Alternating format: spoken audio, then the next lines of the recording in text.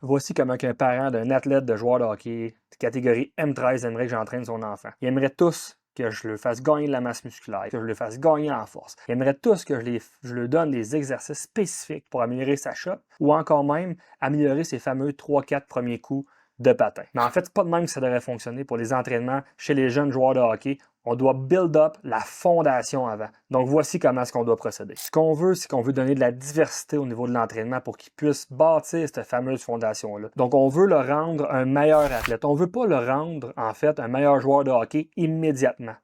C'est pas niveau M13 ou M11 ou M15 que ça compte. C'est rendu M18, c'est rendu au-delà de que c'est là que ça compte. C'est là qu'on doit amener les athlètes. On veut l'exposer aussi à de différents mouvements différents, donc une multitude d'amplitudes. On veut créer plusieurs contraintes mécaniques, biomécaniques sur le corps pour qu'il soit, à l'abri ou du moins éviter le plus possible les blessures, mais on veut aussi qu'il progresse puis qu'il ait dans son coffre d'outils le plus d'équipements, le plus d'outils possible pour pouvoir performer, puis surtout se développer. Donc, overall, ce qu'on veut avec un athlète M13, on veut l'amener avec la plus grosse fondation possible, on veut qu'il y ait du plaisir, on veut qu'il y ait de l'engagement dans ses entraînements, puis c'est là, au niveau de tous ces paramètres-là, qui va faire en sorte qu'on va avoir un développement optimal et qu'on va avoir un joueur de hockey élite par la suite.